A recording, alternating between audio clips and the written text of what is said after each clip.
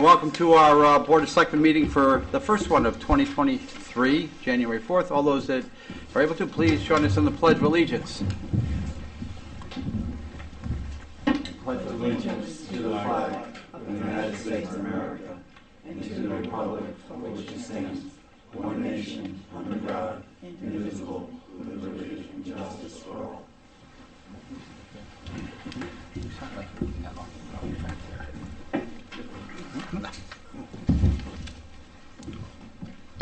I don't believe there are any additional agenda or consent calendar items, so if none, is there any member of the public that would like to address the board on any matter? Just go up to the podium. Please give us your name and address. And you're limited to 5 minutes, but considering the crowd here tonight, it's a little bit. Hi, I'm Rena Powers. I live in Pine Grove, and we run the Blue Door Foundation Incorporated, recently incorporated, and we take in durable medical equipment and give it out free of charge. And we've been funding it ourselves for the last 10 years, and now we need funding. So we're here to see if that's possible or if the town can do anything, because we'd like to keep it in Niantic. And also a premise. Oh yeah, we run it out of our home in our friend's basement, and we don't have enough room anymore. Okay, we're not allowed to respond to this now, but what I'd recommend, set up an appointment with Sandy. Please come in and meet with me, and we'll see what we can do to help you out and get you into touch with some people that might be able to help you out. Great, thank you. But thank you for coming in. I'm Thank sorry, I didn't get the name of the organization. Oh, I'm sorry. The Blue Door Foundation Incorporated. I'm Rena Powers, 4 South Street. Okay. Thank you so much for making your comments. And like I said, please give Sandy a call tomorrow. And probably it'd be next week, but we'll try and set up something we can come in, sit down, talk with you, and see what we can do to help you out. Thank you.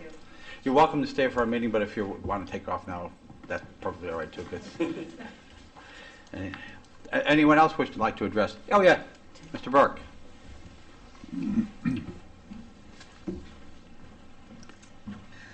Good evening. My name is Timothy Burke, 11 Smith Avenue, Niantic.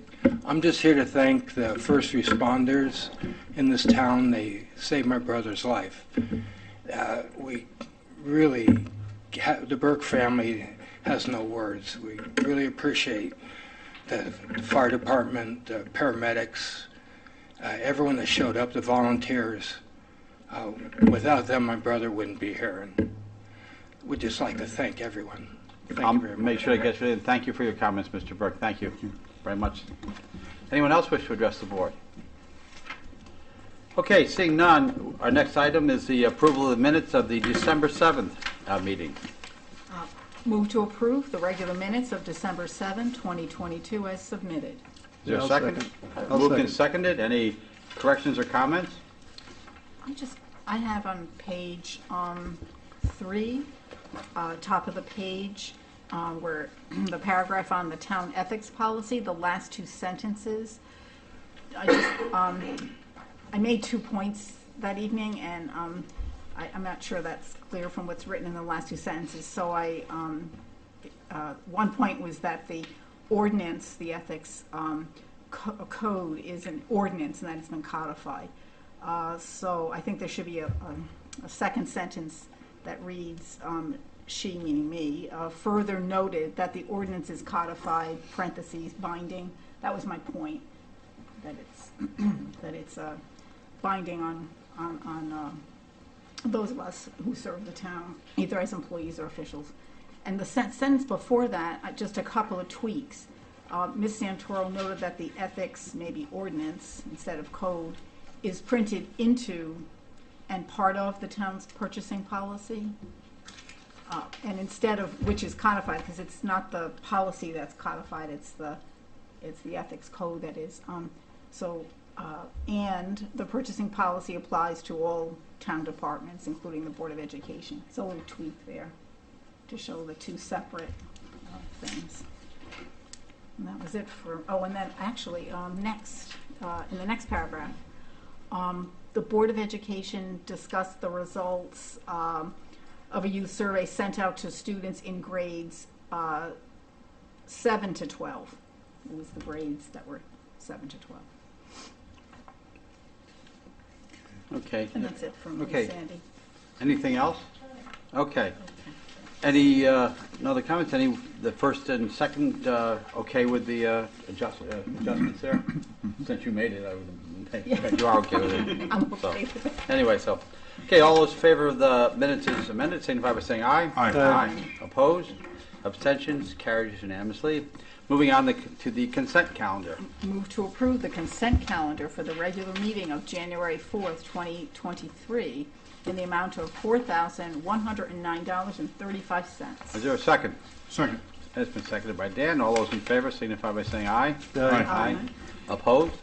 Abstentions? Carries unanimously. I would like to comment on this, if I may, On the, the consent agenda. okay, then we really should have taken it off of the consent calendar to make it an actual, because you don't discuss the consent calendar, you have to, supposed to move it and place it on the regular agenda.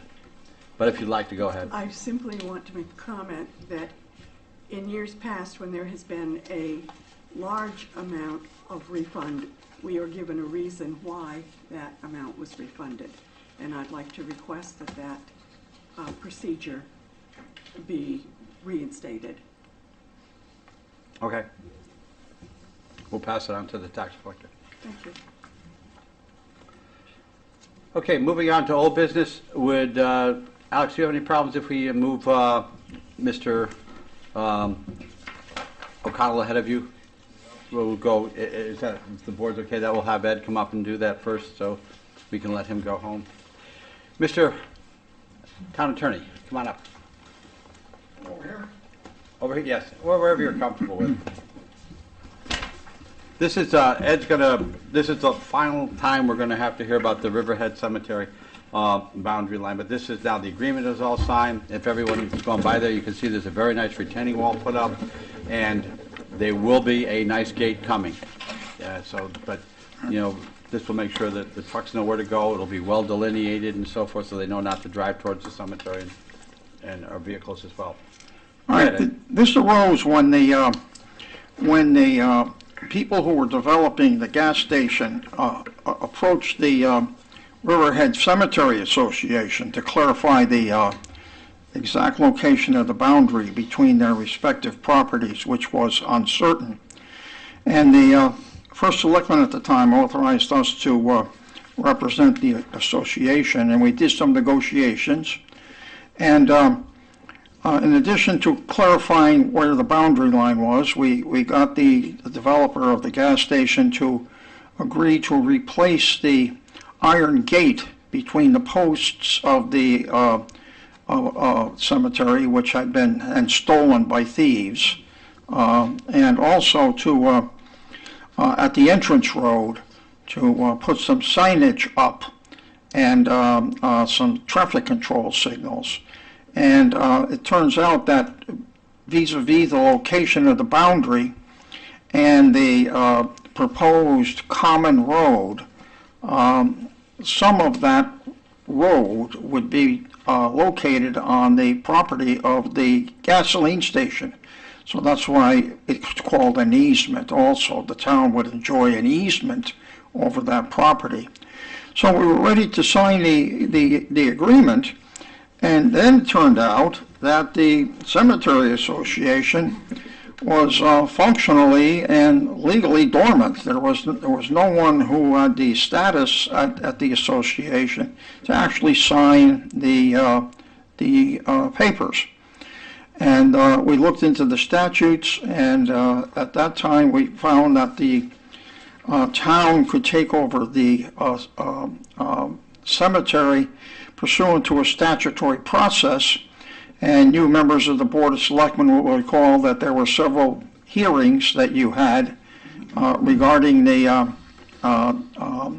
possibility of acquiring title to the cemetery. And there were some periods of time when anyone who would have objected had a chance to object, and no one objected. And then we had a period of time where we had to go to the Planning Commission because it was a piece of land that the town was going to be acquiring. And all of that finally occurred in November, late November, early December. We then put on a statutory notice of confirmation of vesting of title in the town of East Lyme, which is a functional equivalent of a deed. So now we own it. And now we're back to the beginning, right back at the beginning, where it's now time to sign the agreement itself. And I think it's been included in your packages. And it will be signed in duplicate, of course, and if it's easier to work backwards. If you see the yellow maps and the yellow outlines in the second or third to the back of the agreement, you can see. And we do not have a color printer here. Oh, you don't have the yellow? Oh. No, but Oh, I was very proud of outlining this in yellow. But the second to the last one describes a Y intersection where the traffic into the gas station would veer to the left, as described in the on the map, would veer to the west, and the traffic to the cemetery would veer to the right on its original road. And there, at that Y intersection, there would be traffic control signals, stop signs, and items such as that. On to the right, it's for the cemetery traffic only. And they want to make sure, of course, with these big trucks, they don't want the trucks to get up onto that road because it would be a terrible problem for the trucks to start backing down. So they're as anxious as us to make sure the proper traffic control signals are there. And at the top of that would be where the gate is, will be. It won't be a decorative gate with angels and things like that, but it'll be a functional gate, and it will be a lockable gate.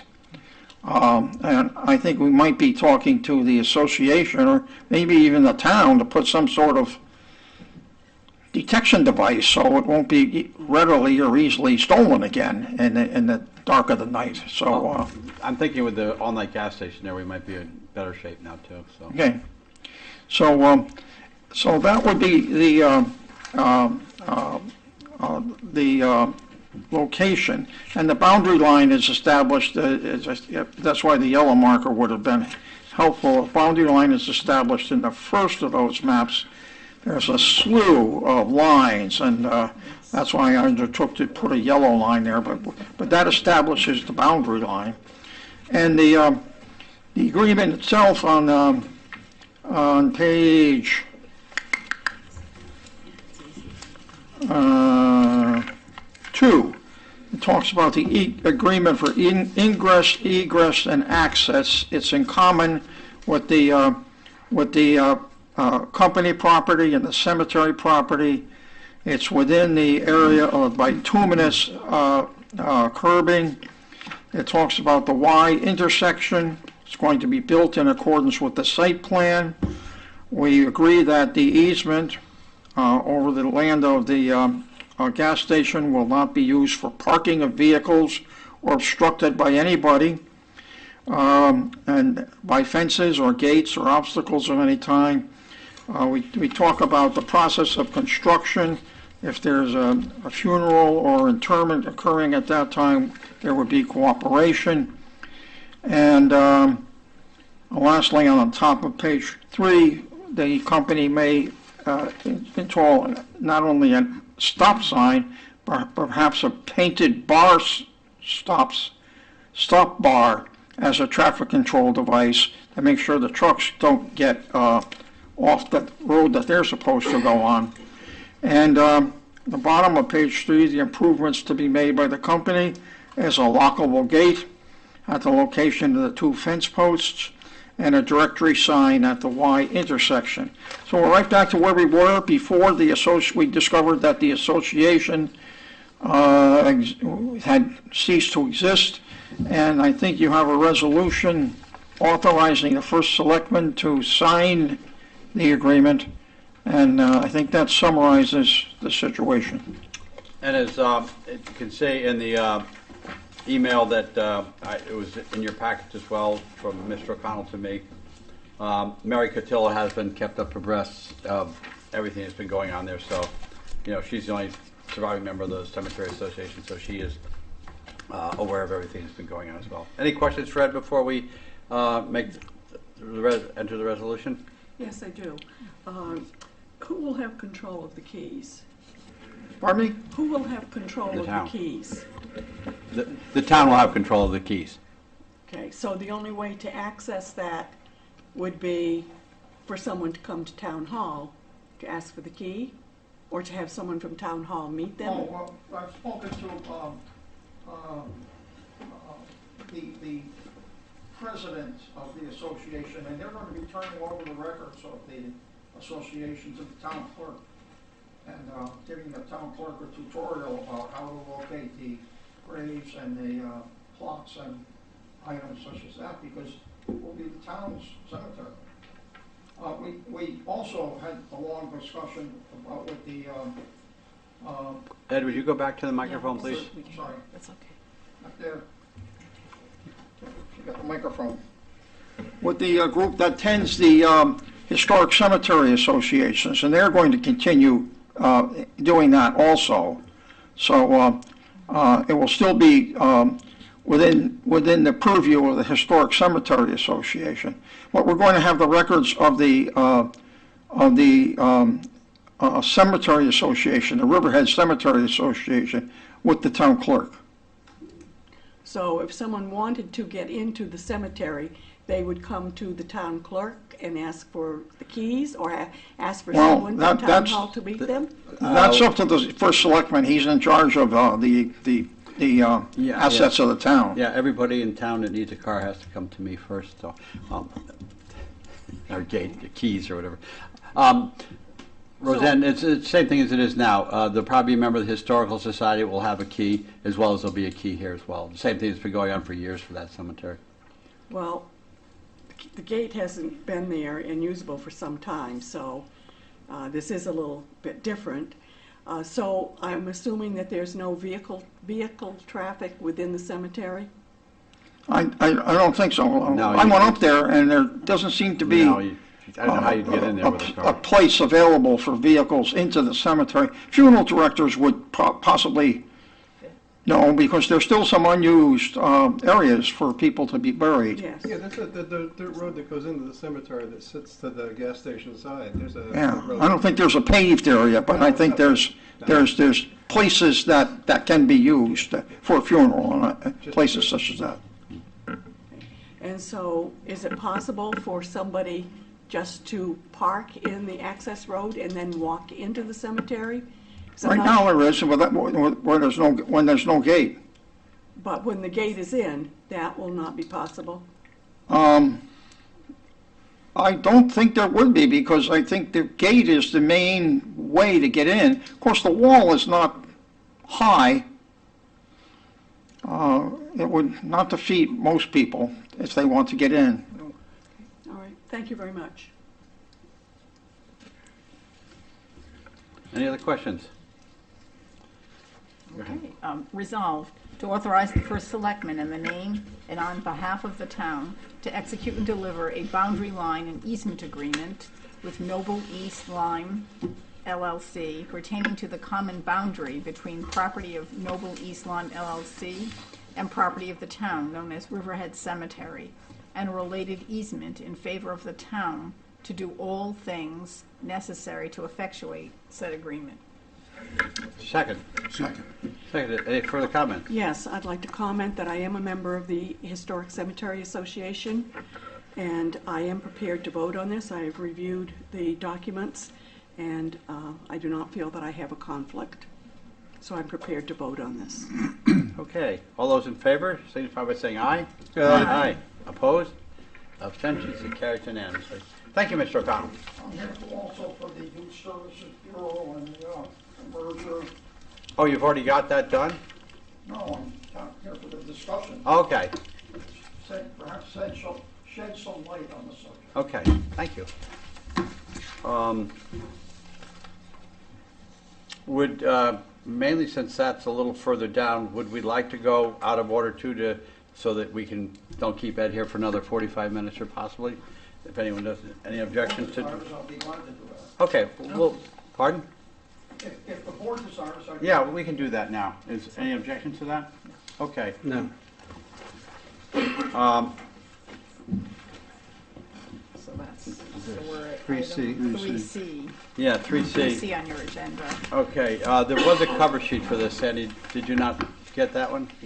There was a cover sheet for this, I did. Forward it to you. It's not in there. No. Why? I don't, would you like me to go? No, it's all right. No, that's all right. Basically, we've talked a little bit about this in the past, but Youth Services Commission, they meet bi-monthly, but they've been having a harder and harder time finding people to serve on that commission. There are 2 members of the Youth Services Commission that are also members of Parks and Rec. So the Parks and Rec Commission and Youth Services had talked about merging it into one, and the 2 members who are on Youth Services and Parks and Rec obviously will continue. The other members of Youth Services are very comfortable not to no longer serve. There are a couple things statutorily in that for the Youth Services Commission to have so many members, so they'll be eligible for grants in that. As it says right here, there should be a 7-member commission. On Youth Services, we do have a 7-member commission for Parks and Rec, so that's met and so forth like that. So the thought is we'll have, I asked town attorney to provide us by the first meeting in February of a new combined ordinance that would cover and combine youth services and parks into one. Initially, they had talked about it being Parks and Rec, said, can we make it part of the charter revision? But then it's in the charter forever. So, and whatever, this would be a lot easier to deal with. So, to do that, and then after we took a look at it, it would go to the Youth Services and Parks and Rec Commission for their first meeting in February, and then they could review it, endorse it, and ask that we move it forward to the for a public hearing, and then to enact an ordinance. So that was what the plan is right there. So that's it. Dan, you were part of that discussion, I think, a little bit with them too, weren't you? Yeah, I was there when they were discussing it. And, anything to add? no, I think you've covered it. It's, the big concern was the being able to get grants and the requirement that be a 7-member commission on youth services. But it seems that would be satisfied by the Parks and Rec Commission. They would be wearing two hats, basically. And I hope that understanding is correct. And here again, we'll see the ordinance coming up, and you see the ones that cover the youth services here, the one that cover Parks and Rec, and both that and what's in the charter as well for Parks and Rec. Any other comments or questions for? Yes, so is this going to be a total 7-member commission, or is this going to be a 14-member? It'll be, as I mentioned, it'll just be it'll be 7 members. The Parks and Rec Commission will become the Youth Services Commission, as well as the Parks and Rec Commission. The members of the Youth Service Commission that are just serving on that now no longer wish to continue. I see. Well, I think that the Youth Services has emerged into taking a different path than what it was when it was first created. And when that was first set up, it was primarily to give students something to do after school, particularly junior high students, because we didn't have the middle school then, and also the high school. And so they would have dances and have a DJ, frequently have dances. They had, I think they originally had a jukebox that somebody donated. And it was basically to be something for kids to do after school, and once in a while have something to do in the evening with some special activity. And I think that it has since become more encompassing, and I think that this is an appropriate manner to streamline the services and continue to meet the needs of our youth in town, as well as the whole community. Thank you. Any other comments? Mr. O'Connell, you have to go to the mic again. Procedurally, the way it would work, The Parks and Recreation Commission, I think you mentioned this, that is established by charter. It's in the charter. So if there were any amendment to the composition of the Parks and Recreation Commission, it would have to be by an amendment to the charter. We do have a Charter Revision Commission active right now, but the charter says effective on the first Monday of January in 1966, there is constituted a 7-member Parks and Recreation Commission which shall assume the powers, duties, and obligations of the McCook Point Park Commission, also known as the Town Park Commission, and the Veterans Memorial Park Committee. And effective on that date, the McCook Point Park Commission and the Veterans Memorial Park Commission were abolished. And then later on, there was an ordinance which outlined the duties and responsibilities of the Parks and Recreation Commission. And thereafter, there was a third enactment, which was an ordinance regarding the areas under the jurisdiction of the Parks and Recreation Commission. You're familiar with that, but because of... We just did that, yep. Yes, you're familiar with that. So I suspect that what we're going to find ourselves doing is folding the responsibilities and duties of the Youth Services Bureau into the description of the duties and responsibilities of the Parks and Recreation Commission. Luckily, we don't have to amend the charter because we have an ordinance that outlines those duties and responsibilities. So we'd have to amend that ordinance. Now, the Youth Services Bureau was established by ordinance. It refers to a mission statement of a statewide agency, and there was a statutory provision in the statutes outlining what youth services bureaus are supposed to do. But I suspect we're going to find ourselves just simply dissolving or abolishing the Youth Services Bureau and folding their duties into the Parks and Recreation Commission. Yeah, well, the Parks and Rec Director several years ago was made basically the Youth Services Director as well. So it's sort of been under that auspices for quite a while anyway.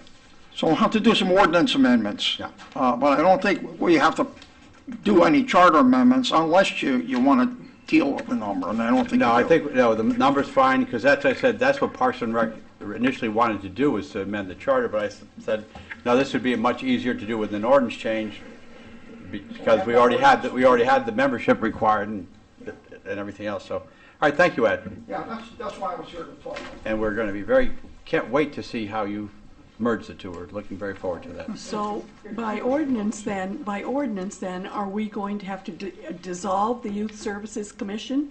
Yeah. If you create it by ordinance, you dissolve it by ordinance. Okay. Same way, same way. Yeah.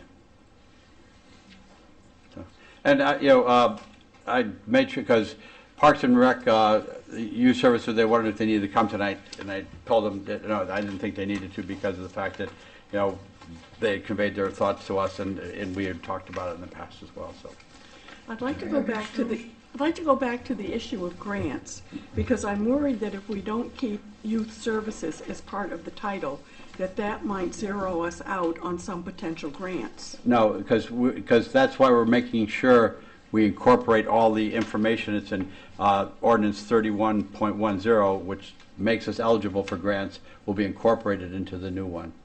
And that's one of the things that the town attorney will be making sure that everything that needs to be incorporated into the new ordinance will be in there so that we're eligible for grants.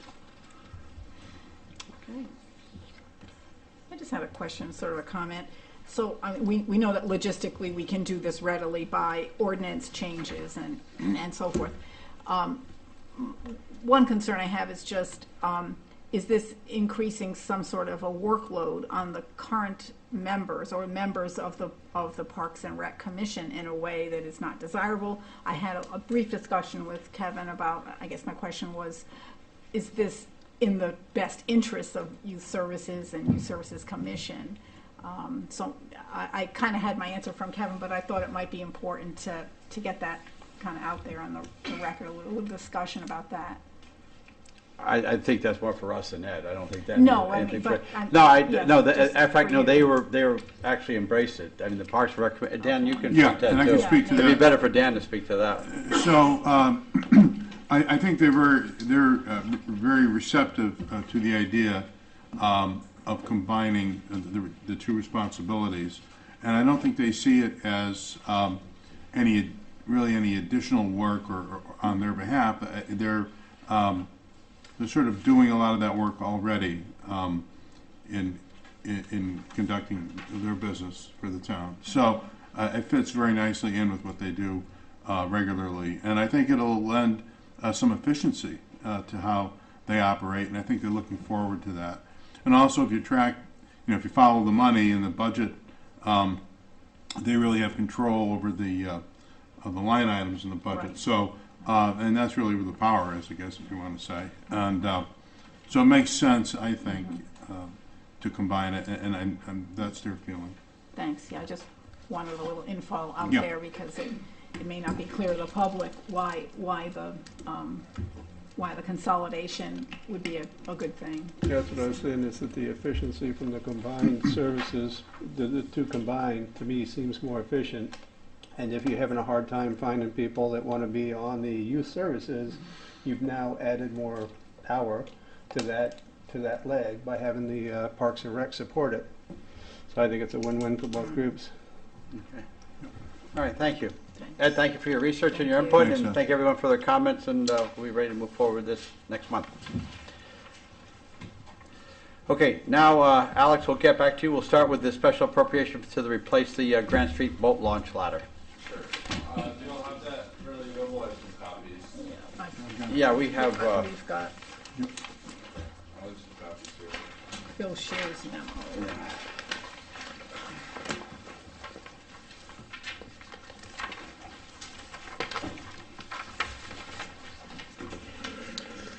Good evening, for the record, Alex Close, town engineer. So this was under the item of old business. I don't know if Bill had come in before to speak to you about this. I just want to have you a long a while ago. Yeah, that's. I think it's been in the works for a while. So as a refresher, the town owns and maintains a fire dock and a boat launch at the end of Grand Street. And on this fire dock and boat launch, it was brought to our attention that the ladder was no longer functional, and so Public Works went out and surveyed it, and we think it's definitely in the best interest of the town to replace this ladder very soon. Because if you read Mr. Shear's memo here, it talks about especially the lower rungs being rotted away. I mean, it's really just not functional anymore. So we don't feel like we want to actually leave the ladder. And total removal would significantly limit the use of the boat launch and the fire dock for if you're trying to launch, especially with one person. You need to be able to get the boat off and then move your truck and trailer or whatever it is out of the way. So the long story short is we feel like replacing the ladder is the best option here. And we have a cost estimate that the engineering department has prepared. We think that it's going to be about $7,000 to replace this ladder. The goal is to replace it instead of with just wood, but to actually do anti-slip metal rungs with heavy-duty aluminum rails. That way the ladder will last substantially longer and ultimately provide more skid resistance for when it gets wet and things like that. We've gone out to several different possible vendors of this material and spoken with a lot of people who produce marine grade ladders to put this estimate together. And we have plans in front of you that depict the condition of the current ladder. The plans that were prepared to construct the new ladder are there as well. And as a source of funding, we had identified potentially with the board's approval to move forward to the Board of Finance that it could potentially be funded out of some of the American Rescue Funds, as $7,000. So that is the action needed today. If if you, the board, find it appropriate to be able to do a special appropriation of the $7,000 to replace this boat access ladder at the Grand Street boat launch from the American Rescue Funds, this would then be forwarded to the Board of Finance for approval. Okay, before we take questions for Alex, because we have identified the American Rescue Plan as the source of this, and Kevin had prepared a document tonight for the status of our ARP fund, and you can see closed out project funds available. These are projects on the town side that have closed out and are still funds remaining in that line. We really haven't had a big discussion as to how to utilize those funds moving forward, but this is something that I think fits definitely under the what the guidelines of what our funds would be used for, something outdoors, recreational, and so forth like that. This is something that is in need of repair, and it does get a fair amount of use during the season and so forth like that. Any other comments? I know that in terms of town expenditures, $7,000 isn't a tremendous amount of money, but does this fall under the category of needing 3 bids? Yes, it will, and once it's approved, Bill said that's when he'll be able to get the bids, because right now, a lot of contractors won't even give you a bid until they find out whether or not you have a project that's approved. He thinks this is a high end of what the cost would be. He thinks it'll come in less than that, which is why he's asking for 7, but he thinks it'll be less than that, but he knows he has to abide by the purchasing plan prior to moving forward with getting it done. Thank you. Any other comments? Yeah.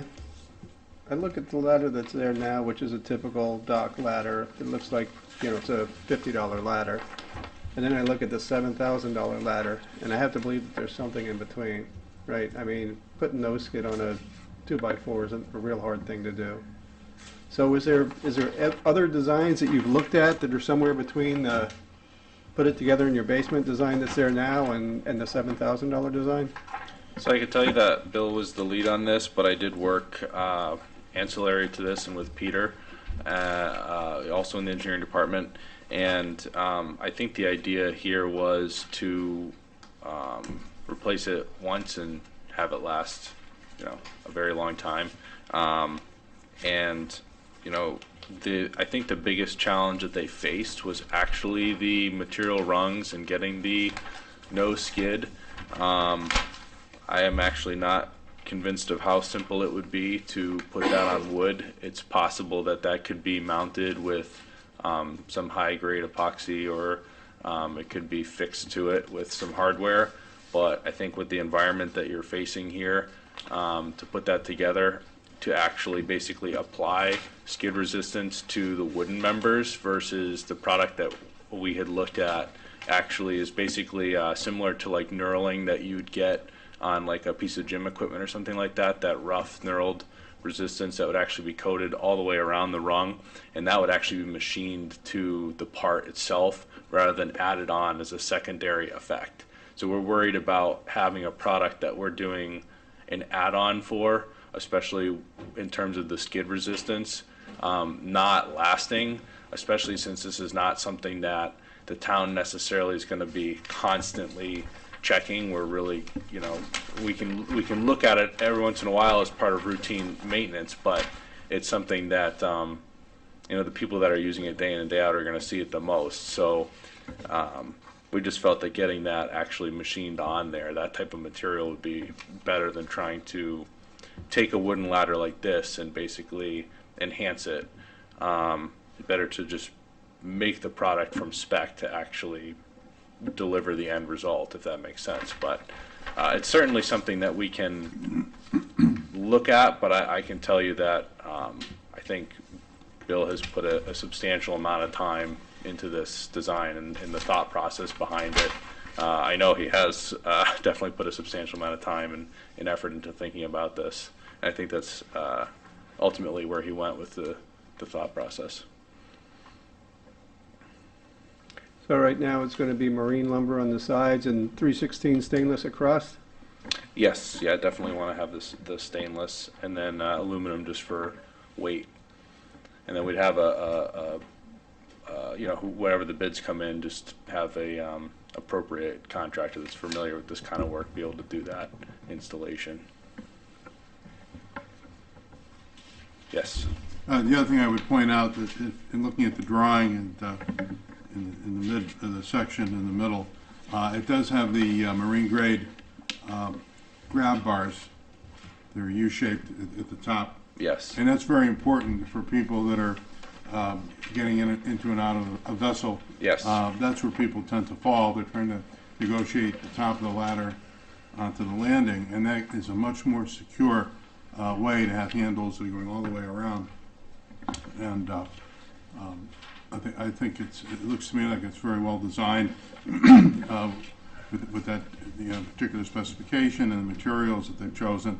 And the other thing you pointed out was, how often are we going to look at this ladder to make sure it's in good shape? And with a wooden ladder that is subject to deterioration, and you get seaweed that makes it slippery on those bottom rungs, I think this is something that'll withstand the test of time and won't require as much periodic observation to make sure it's safe.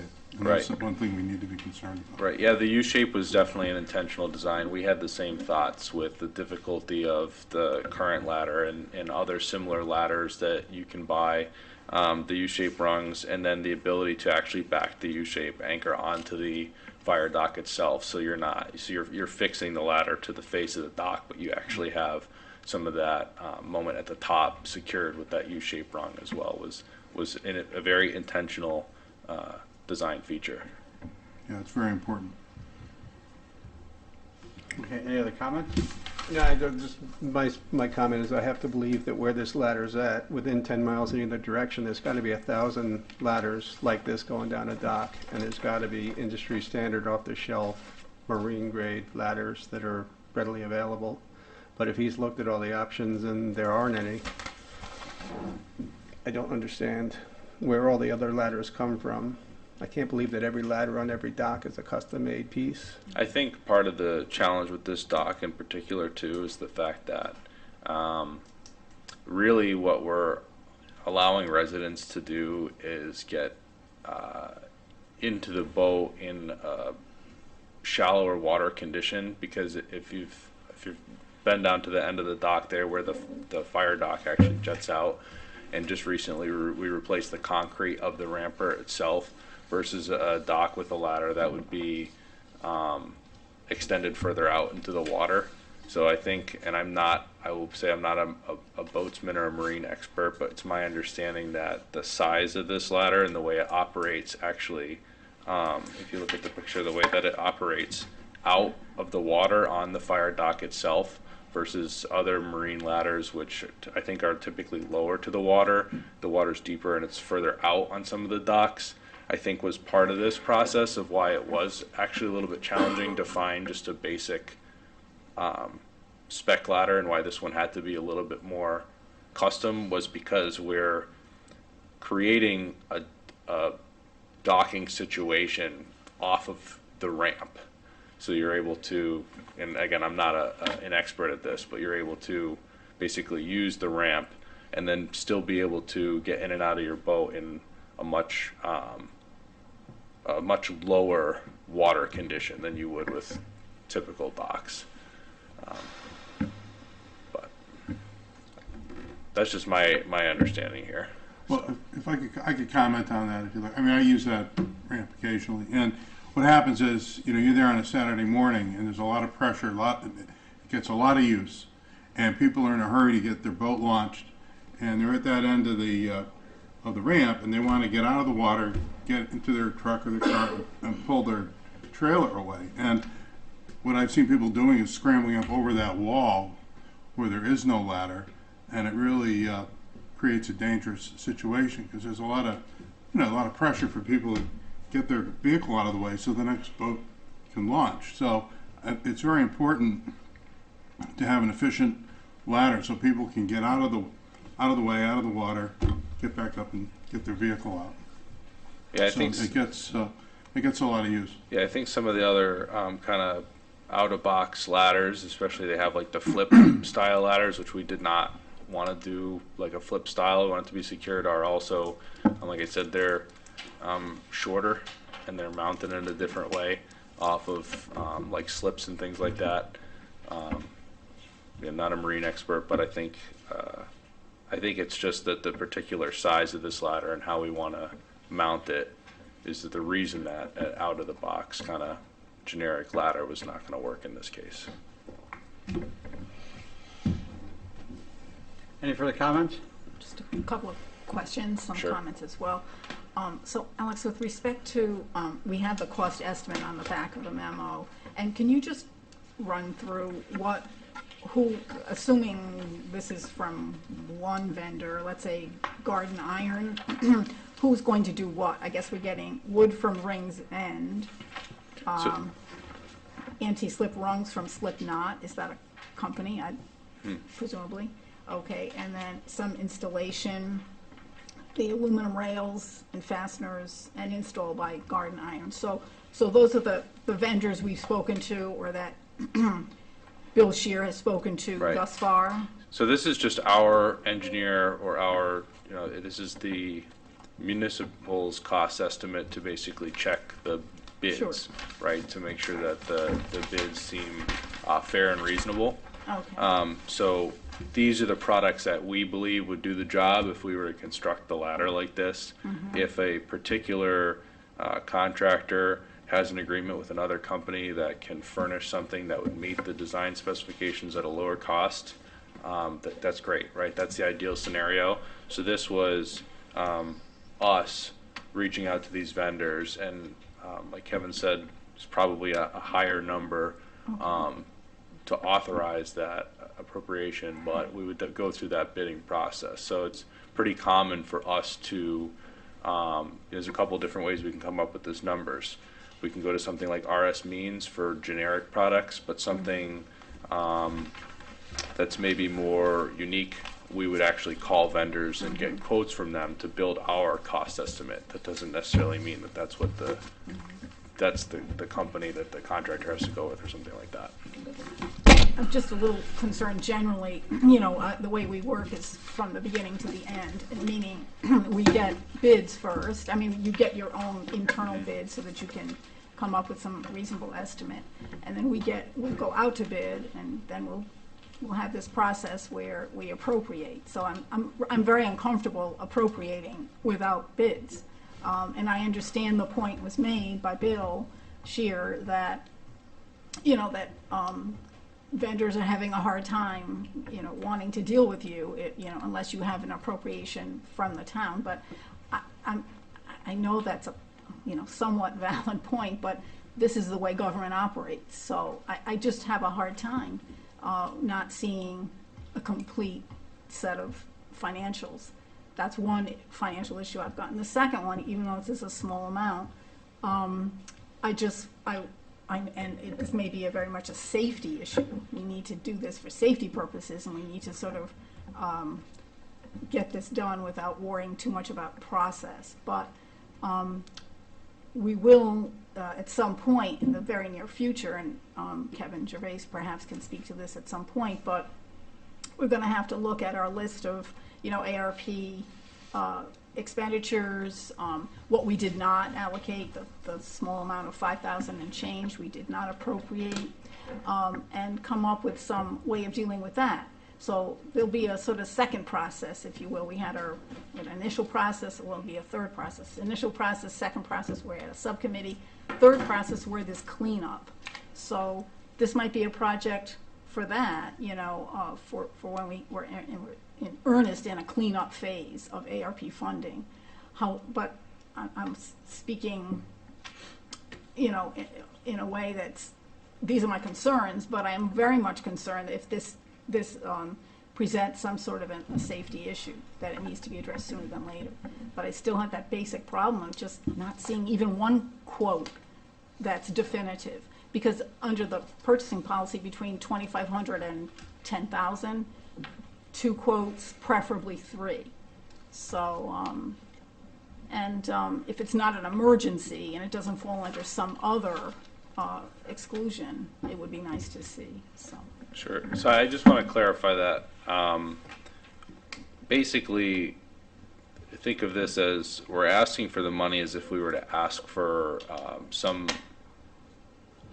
dollar amount in our standard budget, like we have like a capital expenditures, let's say, and then you're taking that money that's in that account and you're saying, okay, we need to do this project with it, and then that project that you've budgeted, like next year, we have a budget for next year, right? We're in our budgeting process.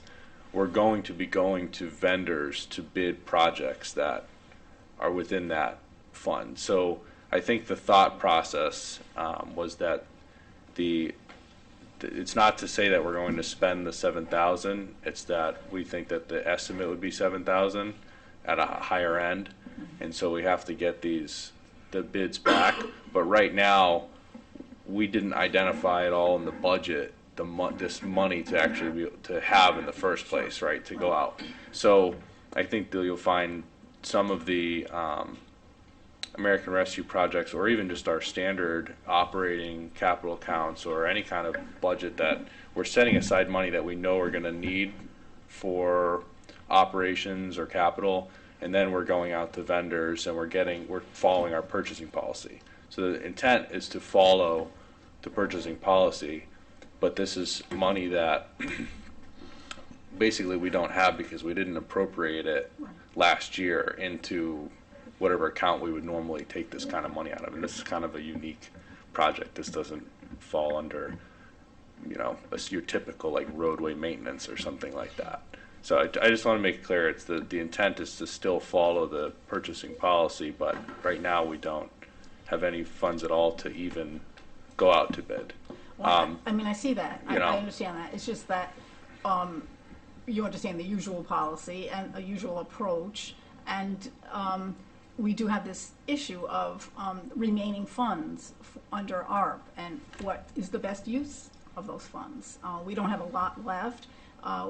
We were down to 5,000 initially, and then because of savings, garbage truck costs less, whatever these other expenditures were that were less, we're in the $58,000 range, if I'm correct, about close to 59,000 maybe.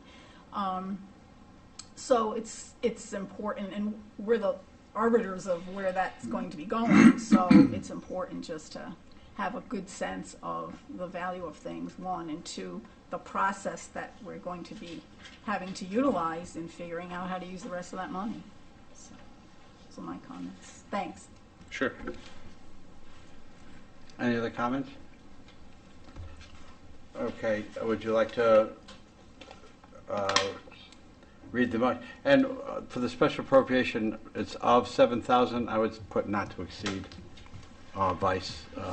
It says move to approve a special appropriation of 7,000. Probably just say not to exceed 7,000. At least get it out and move it and for vote. Okay, so move to approve a special appropriation not to exceed $7,000 for the replacement of the boat access ladder at the Grand Street boat launch from the American Rescue Funds, and forward to the Board of Finance for approval. This does not require a town meeting. Okay, is there a second? I'll second. Any other comments? Okay. I think my concern is going to be covered during the bidding process. I think it is pricey, but I think during the purchasing agreement, they're going to hash out my concerns. Okay. Okay. Any other comments? And well, similarly, I think this is a safety issue, so Yes, some of the process is not as critical, but it's still nevertheless, this particular item raises a lot of these questions that we as a board need to deal with, so, thanks. Okay. Comments? Okay. All those in favor signify by saying aye. Aye. Opposed? Abstentions? Carried. Thank you, Alex. Thank you. You're still up there. Might as well keep you up there. Sure. Were you going That's to? right.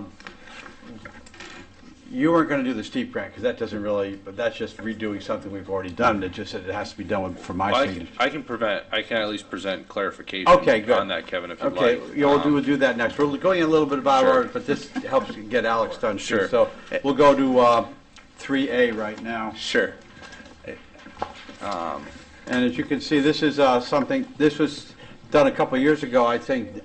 Dan and Roseanne, we remember authorizing this. And we've all heard, when are they going to do the, the work up at the transfer station. And here again, now the state's finally cutting the money out for it. They're doing it, but now I have to be the one to sign it and so forth like that. So Alex, anything to add to that? No, but you basically summed it up, Kevin, is it's the same steep grant process for the same thing, which is our scale and scale house at the transfer station, but we need Kevin's authorization to sign it. So we do have this bill prepared, the action needed for this as well, just to be read in, and then if you give Kevin the authorization to sign it, what'll happen is we'll then take that authorization in the minutes and we'll send that to the state, and the state will be able to amend the contract that we've been working on with them for quite some time, and they'll be able to put Kevin's name on there and he'll be authorized to sign it. Alex, one question, because Dan, Roseanne, and I have seen it's going to go up there. Bill Sure. and Ann have not. So is there any way you can make sure Bill forwards it to them or emails it to them so they'll see what the project's going to look like? Because I know Bill had drawings of what's going to look like up Sure, there. to the rest of the board. Yeah, well, send it to the entire Sure. board. Yeah, I can because work with. most of us have seen it, but Sure. Follow. yeah, Yeah. When I was on finance, I think. You may- I think you- Ann and I you may have had seen it. Yeah. Right, because we had to approve it. yeah, because Sure. it's going to basically Yes. it's actually going to have a restroom in it and stuff like that. Yeah, I mean, it's very I mean, it's going to make it habitable as Yeah. compared to what they have right now. So Well, yeah, we've actually gotten a little bit. He's opposed. Oh, good. All right, so Ann, you want to read Sure. the grant? Okay. Resolved that Kevin Siri, first selectman of the town of East Lyme, be and hereby is authorized to execute on behalf of this municipal corporation a grant agreement with the state of Connecticut for financial assistance to complete the improvements to the East Lyme transfer station, including a vehicle scale and scale house in Niantic, East Lyme, steep fiscal year 2021. In addition, that Kevin Siri, first selectman of the town of East Lyme, is hereby authorized to enter into such agreements, contracts, and execute all documents necessary to said grant with the state of Connecticut. It is further certified that Kevin Siri, first selectman of the town of East Lyme, was elected first selectman. His term of office began on December 6, 2021, and will continue to December 4, 2023. As the East Lyme first selectman, Kevin Siri serves as the chief executive officer for the town of East Lyme. And on January 4, 2023, Kevin Siri, first selectman of the town of East Lyme, had both the authority and the office to sign on behalf of the town of East Lyme a grant agreement for financial assistance to complete the improvements to the East Lyme transfer station, including a vehicle scale and scale house in Niantic, East Lyme, steep FY 2021. Is there a second? Second. Seconded by Dan. Any further comments? Yeah, it says financial assistance from the state. Does that mean that we need additional funding from somewhere else, or is the state going to fund No, the whole thing? or- whatever funding has already been put in place for this is not going to require any additional funding or from our budget or anything like that. No, we're all set. And if it does, Kevin will just find the money someplace. Okay. But that was a good question, Bill. Anyway, any other questions? If none, all those in favor of the motion, signify by saying aye. Aye. Opposed? Abstentions? It carries unanimously. And now, Alex, we'll finish you up now. We'll stay right here with the hazard mitigation plan since, keep you, so you can get out on your way too.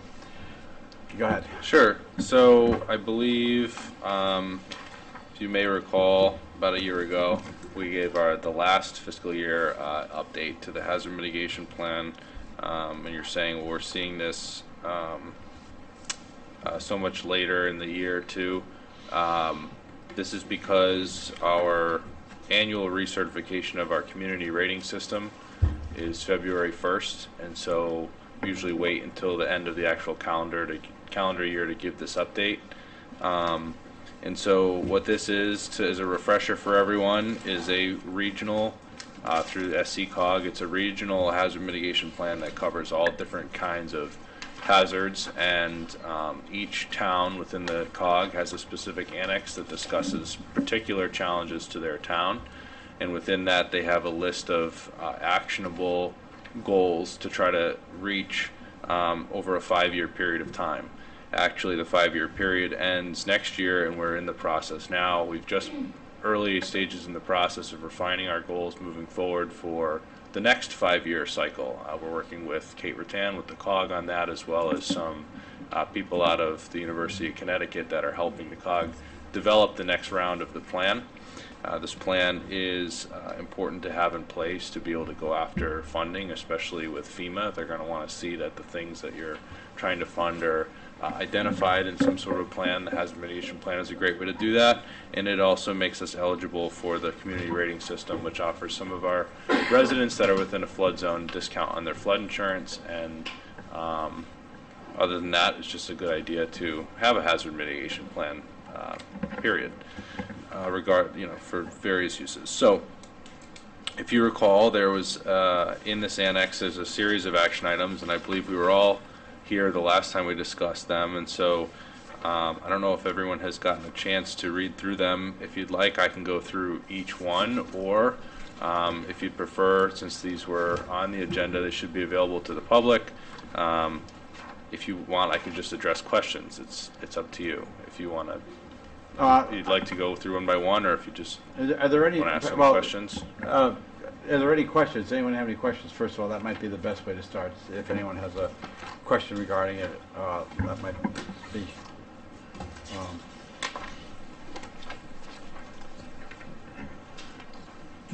Does it start with action number 5 too? Yes. Yeah, Okay, I'm just trying to be sure I wasn't missing a page. Yeah, so the reason you don't see 1 through whatever is because this is simply the action items that we were supposed to address in 2021 to 2022. That's why you'll see 5, 6, 7 skips to 10, because items 8 and 9 in the plan were addressed in a different period of time. These are addressed on an annual basis. Is there anything you think we need to be made aware of? Probably that'd be probably the best thing to do too. So many of these are repeats. They are supposed to get addressed every year. So I guess the ones to identify that don't typically get addressed every year, there is action item number 12 is consider removing a small dam downstream of Route 1 to reduce flooding of Route 1 by Latimer Brook. And this is the dam that has the it's a fish management system that's in the small pond that's on the south side of Route 1, outside of Flanders Four Corners on your way to the Waterford Town line, if everyone is familiar with that area. And we have spoken with CTDOT, who is the owner of the dam. We've talked to their sustainability and resiliency unit, as well as the hydraulics and drainage division that's responsible for the inspection and maintenance of that dam. And the long story short is, at this time it's not feasible to remove it, and we really don't have sufficient evidence that the removal would impact any kind of flooding. We don't really have a lot of historical flooding data since the new bridge and culvert system was put on Route 1. We haven't had any substantial flooding of record. They also spoke to the DOT district drainage engineer, and they didn't have any flooding incidences pertain to the state right away in that area either. So because of that, essentially we had the conversation. The plan, just to clarify, it says exactly what it says: consider to remove this dam. It was considered. We had the conversation, spoke to several people at the state about it, and I think the best action at this time would just to be to leave it how it is. That's kind of how we left the conversation. Any questions about item number 12? Okay. If not, I can move on to some of those others, but It's up, here again, does anyone have any questions on any of them, Yeah. first of all, as well, too? Because we can always reach out. This is just, an updated report every year, and, you do give the status of all the ones, the actions and so forth like that. So, does anyone have any other information they'd like to get on this at all? No. Okay. That's Okay, I good. think we're good, Alex. okay. Yeah, Thank you. the last thing I'll say is just a lot of these you'll see we're trying to pare down in the next, because they're action items that are already occurring because of other managed programs that we're a part of. right? So something like locating a brush disposal site for operation. Well, we already have that identified as our transfer station for inclement weather events. You'll see things in here that talk about floodplain regulation and management. We already have that set up through our zoning ordinances. So we're actually looking to completely remove those from the hazard mitigation plan because they're redundant, and instead we're looking to add some, so this is less to do with this particular memo, but just to make the board aware, we're looking to add some projects of particular interest, whether it be water and sewer resiliency or infrastructure resiliency, working with emergency management to identify things that they think are important. And so we're looking to add some of those in the new plan and kind of eliminate a lot of these action items that you see that show up every year, and you know, they don't really serve a purpose at this point from the old plan to the new plan. So we are looking to streamline that and make it more hard-hitting goals rather than kind of blanket statements moving forward. That's good to hear. Thank you, Alec. Yep, thank I think you. you're done. You can go home. Thank you. Thank you. You can come in at 5 after 8 tomorrow. You give you 5 minutes. So, Leaving at 5 after 8, come in at 5 after 8. Sounds Yeah. about right. Right. yeah. Okay, moving on. Just a quick update on the status of the Dominion building. Had a meeting with the Yale Charette and Main Street organization back towards the end of December, and you know, they kind of encompass it with the fact that, you know, it's right across the street from the cinema, so it might be an opportunity to look at what can be done there. So there's going to be some follow-up meetings in that. One of the interesting things coming out too is they said, you know, in repurposing the building, if the town does take control of it, then the town has more input into what type of a facility goes in there. You know, if Dominion takes it back, their commercial will sell it to the highest bidder probably, or whoever wants it, and then that person, as long as they comply with zoning regulations, can put up pretty much whatever they want. Mixed use on the commercial on the first, and on the second and third floor could be you know, condos or whatever. One thing we brought up too, we talked a little bit about the contamination and the fact that there are pictures of the transformers there in the mid-'70s that we had, and one of the fellows with the Yale Charette study pointed out that depending upon the degree of contamination that may or may not be there, depends on what the use of that property can be repurchased at. So there are some brownfield grants coming up. We're in the process of getting that application ready to get out for the just to start. And one of the questions they said was, has there been a phase 1 level, which basically is just a paper trail as to what might be there. And as I started to say, yes, there was, and they said in the last 12 months, and I said, okay, nope, not in the last 12 months. So there's a lot of information that this Charette group is providing to us, you know, for interest and so forth like that. So, and then, so that's what we had, in sort of in conjunction with this, there's a meeting Friday at the cinemas with George Mitchell with the Yale Charette Study Main Street organization, where we're going to be looking at this property again, because you know, as you've seen on some social media, there's a whole lot of ideas that people have, some extremely good ones, about what to do repurposing that.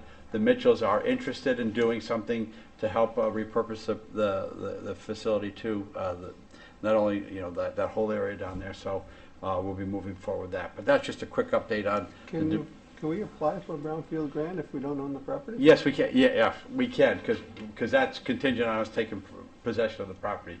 If we're going to take a follow-up, if we identify it, then to move forward after that, then we have to take control of it, and you know.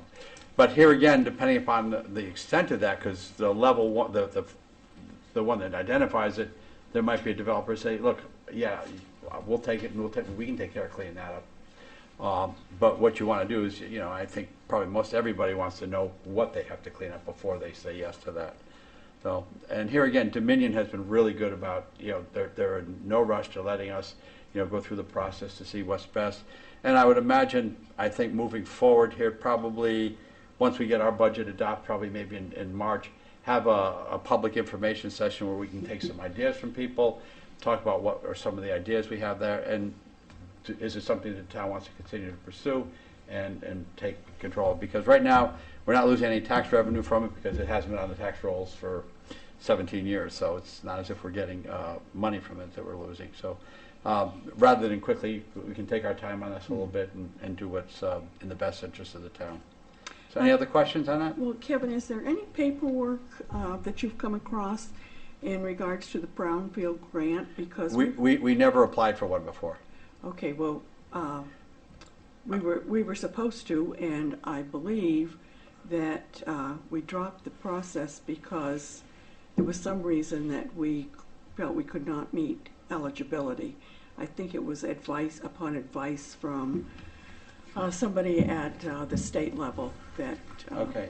Bill Scheer said he has no recollection of that, and Bill's been here for quite a while, and he's the one that's done all I've that. been here longer. Yeah, so, okay. But don't forget, we've only had that building, since 2005, and Bill was here since then, so Yes. he doesn't recall doing that. And we can't find any record of that, so. Okay, so I was just wondering if there was anything, if we could identify the reason that it was determined that we would not meet eligibility. Okay. So perhaps that was just a discussion that never materialized. It could be. Anything. Okay. Moving on, now to the ethics policy. This is just to really cover it too. And one thing we have to apologize is we mentioned that it was brought up at the last meeting that the Board of Ed does not have a ethics policy. They very much do. They review it on a regular basis. In fact, they had even discussed it at the meeting they had prior to this. So I will apologize on behalf of the Board of Selectmen for making those comments. It should not have happened, and I'm sorry they did. I'll take responsibility for that because I was the one that made the comment. Okay, So thank you. But moving forward, Mr. O'Connell's left, but right now we're coming up with a document that for, and he's looking into, do we update the policy or the code? But right now what we're going to do is come up with a document to where when people are sworn into office, either appointed or elected, they'll fill out this form and indicate that they have been provided with a copy of the ethics code and sign it, date it, and so forth like that, so that'll be kept when they get sworn in or appointed. And whenever they get reappointed or reelected and take the oath again, they'll acknowledge it again too. We've also forwarded it to everybody that has an email address with the town. Dina Barry, our HR assistant, she forwarded that to all the people yesterday. As far as signing it and that, we're having to obviously have to have labor attorney make sure we can do that. So, but we did forward that. So it is going to be moving forward. So it's something that I'm glad it was brought back up. Now it's a little bit more fresh in people's mind, and it's going to make people think twice, before you maybe post something on a website or something like that, or an email or something. So, Roseanne, thank you for bringing that up. Any other comments on that, or anything you'd like me to refer to the town attorney, or you'd think you'd like to see on the form that we're looking to do? In addition to the ethics ordinance, there's also that provision referenced in the purchasing policy, which is part of the town charter, which kind of is sort of a blanket provision requiring employees and town officials to abide by ethical rules. So that might be, it's only a few lines long, and I know, and when we did the purchasing policy, we put that in plus the ordinance. Okay. So that might be something. Oh, that we may the wanna verbiage? Yes. Okay, that might not be bad, because like I said, we haven't gotten it back Yeah. yet, and we're still, excellent idea. So, okay, any other concerns on that? Okay, now, moving on, I think we're now up to, we have a schedule for meetings. So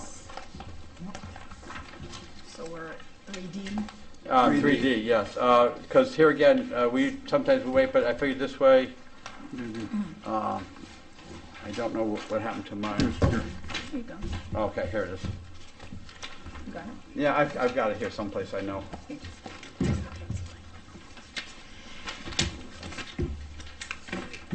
Oh, it's right here. I got it. So I just thought, looking at this, I'm open to any suggestions for other dates or times in other departments. And, but the ones I figured we definitely would want to see would be the police, EMD, dispatch, and animal control office. That's pretty much all of them. The fire departments and the fire marshal. And I thought Monday, the 13th of February, looks like it's there's no meetings that night. Doesn't conflict with anybody. So I put that down for a special meeting. I figured 6:30 gives us a little start, because especially fire marshal probably won't take much, but fire departments usually aren't long, but the police would be probably be a long one. And then on the 15th, which is a couple nights, that's the night of our regular meeting in February, and do Parks and Recs, Commission on Aging, and the library, sort of basically the community center groups there. And then Wednesday the 22nd, that's, I didn't do Wednesday the 8th because, we can't have it in here because that's Board of Finance's night. So that makes it difficult. And the second and third weeks of the month are really busy for other meetings as well as for conflicts for a lot of us on that. But Wednesday the 22nd, it'd be at 6:30, registrars, public works, engineering, building maintenance, building, zoning, planning. And then I figured the 27th would be, which is a Monday, again, the last Monday of the month, there's no meetings or conflicts that night. So that would be, we could determine what other groups we'd like to have come in and present. Is there any group that isn't here? Board of Ed. Yeah, Board of Ed. Board of Ed is going to be, good one. Okay, I'll look at that. I'd like to try and make them the only one that we have to see that night too. say- And I don't want to do, because we'll be adopting our budget on the 1st of March. I would take Board of Ed and put them first, so that they have time to respond to any of our questions, and then scooch everybody down, or just take the first group and put them on the 27th. Okay, Mondays are not good for them. How about if we do Wednesday the 15th is, you're right, maybe let's do the 13th. I'm meeting with, Kevin Gervais and I are meeting with Jeff Newton and Mariana Stevens on Friday. We'll see if we can get the 13th. Jamie, when are you adopting your budget? I don't know, but we have a meeting on the 13th at 6. Okay, that takes care of that. So maybe- All right, let's leave this as is, and I'll come up with a date to, once we meet with Jeff. But and I want to make it soon enough so we can get, because last year the problem was we had that presentation at the end, so we'll see if we can, do that. But I figure the 27th could be looking at capital, just some of the other departments that, because here again, I look at tax assessor, tax collector, town clerk does really not a lot, in those budgets. One of the things we talked about doing last year was talk about the charity groups that we donate to. Okay, and I figure we could do that on 27th, because I've looked at that. In fact, there's a group that's asked to be added to it. We've had somebody who will talk to discussions tonight about maybe adding to the list too. But that would be a good one to probably have. And actually, that would probably be better at the end of the cycle, because we have a little better idea of what we have for availability of funds at that, so. Oh, we'll have lots of extra funds by then. Oh, yeah, we'll have lots of extra funds. Yeah. Well, the Mega Millions, I was gonna say, I got a billion here, so. Oh, you got the billion right there, so. We don't need to buy it. Yeah, we won't, yeah, if you win it, you won't need anything, you'll be all set, so. So you fund us next year. Yeah. So, okay, but go ahead. Rounding error. Ann, Yeah, for Board of Education, and Jamie is here, so when do you expect your budget? Jamie, if you could come up to the mic, please. When do you expect your budget to be finalized, assuming you don't have to repeat the process, or? Doesn't come and care about budget stuff tonight. I honestly don't know. I can't say when we're gonna approve it. Usually we approve it the end of February, beginning of March is when we usually do it. But every Monday in February has a meeting except for the 20th, which is a holiday. Okay. So I don't. okay, well, I'll talk with Jeff, yeah, we'll I talk would with say Jeff. talk to Jeff. Usually we do it the end of February, beginning of March. Okay, But I can't, obviously I can't say when we're going to approve okay, it. we'll talk with Jeff and Mariana on, Kevin, you and I will discuss that with them on Friday. Sounds good, thank you. Okay, so I don't think we need to motion to approve the schedule, because we may have to move it around, but now, these will all be special meetings anyway, so, but anyway, any problems with it, this, and like I said, we'll fit in, I'll come up with a date that we all can meet with the Board of Ed. Might be a Friday night at 7, but no, I'm not kidding, it won't. No, anyway, okay. But this way, and this way now everybody knows well enough in advance. I tried going through the schedule today to make sure there was no conflicts with any ex officios or anything like that, so, anyway, like that, so. Okay, that pretty much concludes our business agenda. We'll move on to ex officios. We'll start with you, Bill, tonight and work the other way. Okay. I got called into work late, so I attended the planning commission via YouTube for the 12/19 meeting. There's a conversation about Sicko Station, a building going up in between the Village Cafe and the Sicko Station. They talked about Hathaway's Farm subdivision, a 3-lot subdivision that we've talked about here.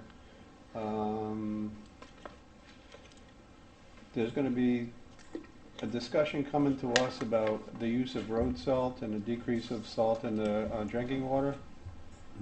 One of the things they talked about, and I wasn't, like I said, I wasn't at the meeting, but they held their official elections, or their elections for office holders, and they were looking to me to run that. Does the ex officio normally Ex run officio those? normally runs Okay. those meetings. Okay. I mean, they open the meeting, election of chair, and once the chair is elected, you're done. Okay, and then the big thing, the affordable housing plan that I talked about at our last meeting was approved. It's posted on the town's website. The changes, I think I talked a little bit about the changes that they were looking at for funding different types of projects were removed and tweaked and stuff like that. So it's worth anybody that has some spare time to go out and look at that affordable housing plan. That's it. Okay. Ann? I have nothing to report. I will have a library board of trustees meeting this Monday coming up, so. Okay. Nothing. Oh, good. Roseanne? Surprisingly, I don't have very much, but during the holiday season, a number of meetings were canceled. Zoning meets tomorrow night. Okay. Moving on to mine, just a few things. Upgrade, and I'll be posting something on my webpage, on my Facebook page tomorrow. Amtrak fence has, the one that we were supposed to be able to look at to see how we thought it might fit here, has been delayed to next spring in the Groton area. There's a pretty good chance we're not even on their schedule for next year at all. But still, we're going to be involved. The person, I mean, she always gets back to me within a matter of a few hours or a day at the longest. Plan is to have a sit down this year, coming later on this year, to talk about it a little further, but they are not going to move forward without our input. And they're going to be putting a new traffic signal at the end of at the intersection of 156 and 161 in a couple of years with the arm coming out. And there was an Amtrak official there, and I mentioned about the fence that was going to go there. He says, "Oh, that would have just destroyed the view of the bay and Long Island Sound because of unless you were standing right at the gate." So he said that was a really good. And again, thank you for Amtrak for listening to us. I mentioned I've met with the Yale, Charette, and Main Street organization. We're meeting again this Friday, and then meeting again at the end of the month. So there's a lot of work going on, a lot of input as to what to make downtown here. Talking about not only what do we want our buildings to look like and types of things we want to have here, but parking. Because Mystic, here again, we want to be Niantic, not Mystic, but parking is such a problem for Mystic. So they're looking at how do we address that and what are some of the resources we have. So it's a very good group of people there. I'm now reviewing budgets, as we've talked about that, with department heads. I started today. I went through police and the fire, and tomorrow I'm meeting Public Works, a couple others. So that'll be ongoing for the next few weeks. We have hired a building official. David Garside is his name. He started yesterday. He said he has never been in a town hall where such cordial and polite staff members and members of the public coming in. So it was great to hear that. He has worked in the past in Waterford and lives in New London. And we're very lucky because there really are no building inspectors to be found out there now. And the state, they need, this has been addressed at our COG meetings and so forth. Something has to be done to address this because it's harder and harder to find people. It might be There's- able to relocate. Huh? I'll get my brother to relocate. Oh, please. Highway diversionary plan regarding the Route 161 exit 74 intersection. There's a meeting on January 10th to talk about the highway diversionary plan, so we'll update everybody on that coming up. Alex, we've got some sidewalk things too. One of the ones we had hoped to put in on Route 1 between Walgreens and the Dollar General slid because they're putting in that age-restricted housing in the area, so we didn't want to put and then kind of have a dead end right there, so we're going to wait and do that next spring or next summer, so that's going to be taken care of. Some good news, the East Lyme Ambulance Association, we had a couple problems this year where you've noticed there's been a Montville and Waterford ambulance responding to calls in town. They're on loan to us because one of our ambulances on the way to the hospital was with lights and siren on, somebody pulled out and hit it. And that is still being repaired, and that's been 4 months. And then we are having some work done on another, and it needed to go to another garage, so they drove it from one facility to the next. Not us, the garage. They forgot that there was no oil in it, and the engine went. So we were down 2 ambulances.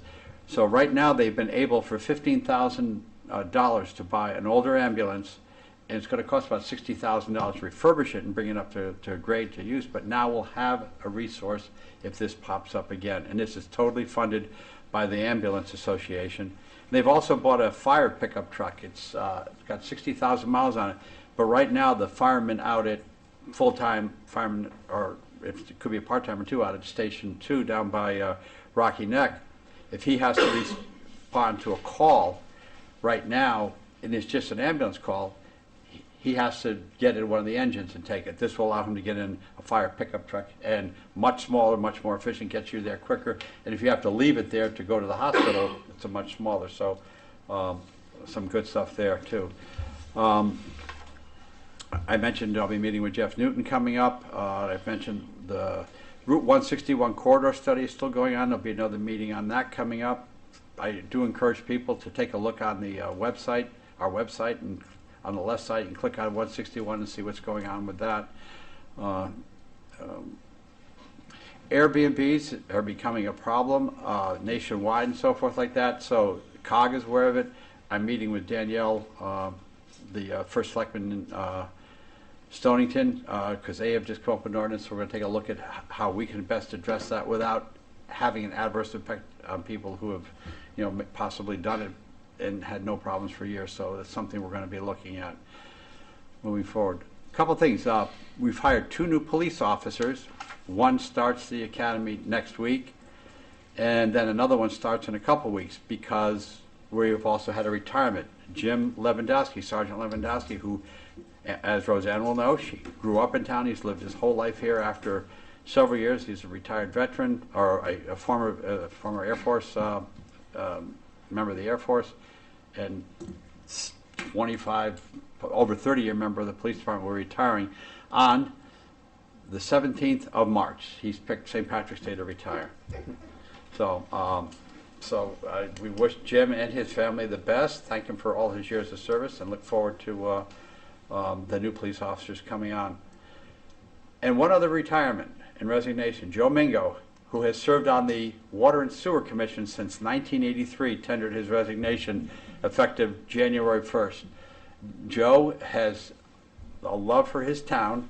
He's always afraid to express his opinion, and I hope Joe hears this, because he'll chuckle now. But Joe cares about his town, and he cares about people. So Joe's knowledge and what he brings to that is going to be sorely missed. So if Joe, you're listening, thank you for all your decades of service. You're going to be missed, and we hope we have a chance to, on a more formal basis, say thank you to everything you've done to help your community. One last thing too, ECS and special education funding. This came up at a COG meeting. We talked about legislative agendas. Right now, we have to pay 4.5 times the per pupil student cost before we get money back from the state for a special ed student. Roughly that's $90,000, give or take a little bit.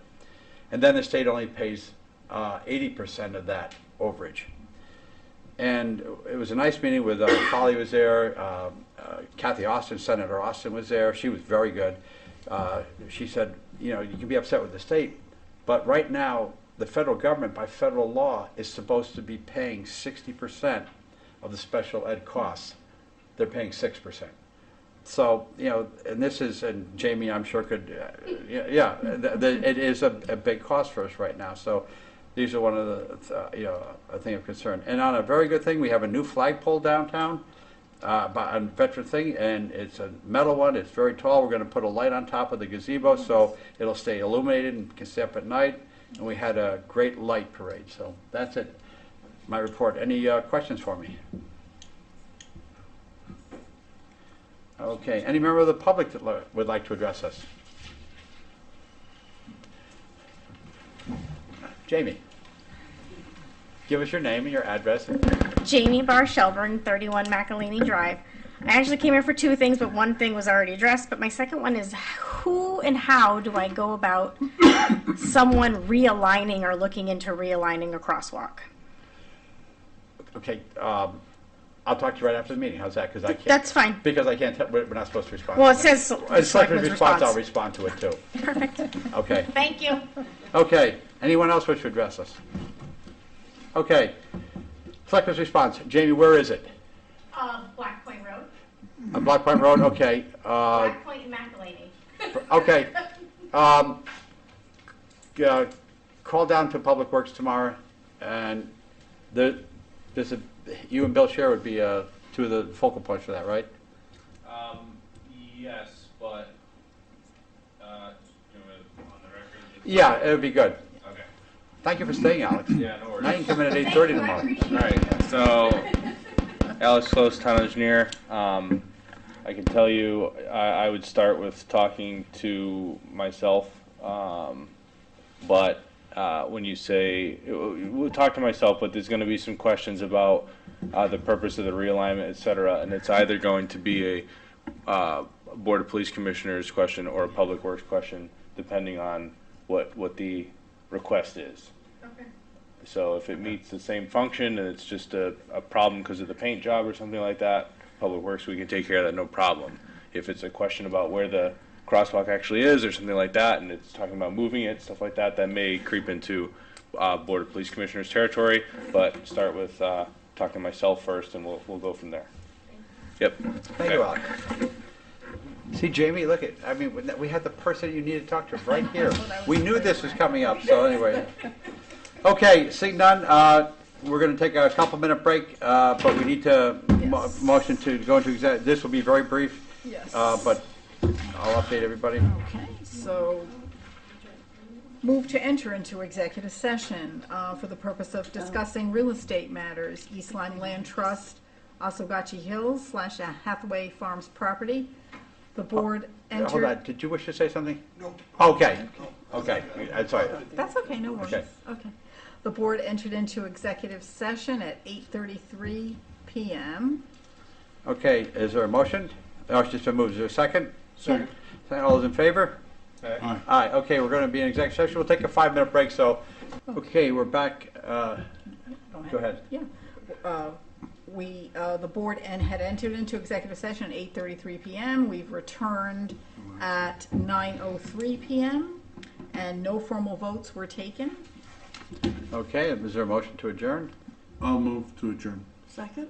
Okay, moved and seconded. All those in favor? Aye. Aye. All right, good night. Good night.